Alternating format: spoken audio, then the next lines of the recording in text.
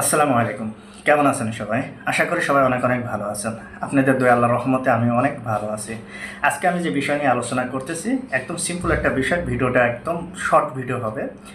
এখন বর্তমানে যারা মনে করছেন এই টাইমটা যারা সার্বিয়ার জন্য ফাইল জমা দেবেন, হ্যাঁ এই টাইমটা জমা দিতে পারেন। এখন যদি সার্বিয়ার জন্য ফাইল জমা দেন সেক্ষেত্রে দেখা যাচ্ছে আপনাদের ভিসার চান্সটা 100 থাকবে। কারণ এই যে একটা সময়টা চলতেছে এখন প্রচুর হারে ভিসা দিতেছে সার্বিয়ার এম্বাসি বাংলাদেশ পাসপোর্ট হোল্ডারদের। এখন যে পরিমাণ ওদের ওয়ার্কারের চাহিদা আছে বাংলাদেশিদের জন্য যেভাবে ওয়ার্কারের চাহিদা আছে, এই টাইমটায় যদি আপনারা যদি ভালো একটা ট্রাভেল এজেন্সির মাধ্যমে ভালো একটা সুন্দর একটা মাধ্যম দেখে যদি যারা কাজ করছে দীর্ঘদিন ধরে সার্বিয়া নিয়ে, যারা সার্বিয়াতে বিগত দিনগুলো কাজ করে আইছে, এমন একটা জায়গা দেখে আপনারা ফাইলগুলো প্রসেসিং করান। যারা দেশ সম্পর্কে জানে, যারা অ্যাম্বাসি সম্পর্কে জানে, যারা কোম্পানি সম্পর্কে জানে, যারা মাধ্যম না সরাসরি যারা কাজ করে, এদের কাছে ফাইল জমা দেওয়ার সময় আপনারা কিছু কোয়েশ্চেন তাদের করবেন।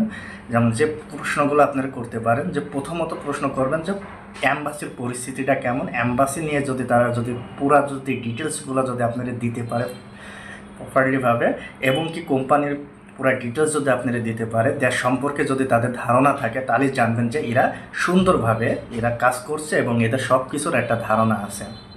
এই কথার মাধ্যমে আপনারা বুঝতে পারবেন যে হ্যাঁ তারা সহিভাবে কাজ করতেছে। অনেক ট্রাভেল এজেন্সি আছে যারা সহিভাবে কাজ করতেছে, আপনারা তাদের সাথে যোগাযোগ করবেন। যোগাযোগ করার পর আপনার মূল্যবান পাসপোর্টটা আপনারা তাদের হাতে প্রসেসিং করাবেন। আশা করি যারা আমার ভিডিওটা দেখছেন, এই পর্যন্ত দেখছেন, তাদেরকে অসংখ্য ধন্যবাদ। আমার চ্যানেলটা সাবস্ক্রাইব করবেন আর এই টাইমটা সার্বিয়ার জন্য আপনারা ফাইল জমা দেন, আপনাদের ভিসা 100% হয়ে যাবে। কিন্তু জমা দিলে যে ভিসা হবে তা না, ভালো একটা মাধ্যমে জমা দেবেন। অনেকের ইউজার আইডি পাসওয়ার্ড অ্যাপ্রুভাল আসার পরও কিন্তু অনেক ভিসা রিজেক্ট হয়, সেটা হলো কোম্পানির ভুলের কারণে। অনেক ডকুমেন্টস বা অনেক পেপার যেগুলো যখন সাবমিশন করে কোম্পানিতে কিছু মিসিং থাকে, সেই কারণে কিন্তু ভিসাগুলো হয় হোল্ড করে দেয়, নাই রিজেক্ট করে দেয়। এগুলো তো আপনারা পরবর্তীতে অ্যাপ্লাইয়ের মাধ্যমে কিন্তু আপনারা ভিসাগুলো নিতে পারবেন। আজকের ভিডিওটা আমার এই পর্যন্ত, সবচেয়ে শর্ট একটা ভিডিও। আশা করি সবার ভালো লাগবে। সবাই আমার জন্য দোয়া করবেন। আল্লাহ হাফেজ।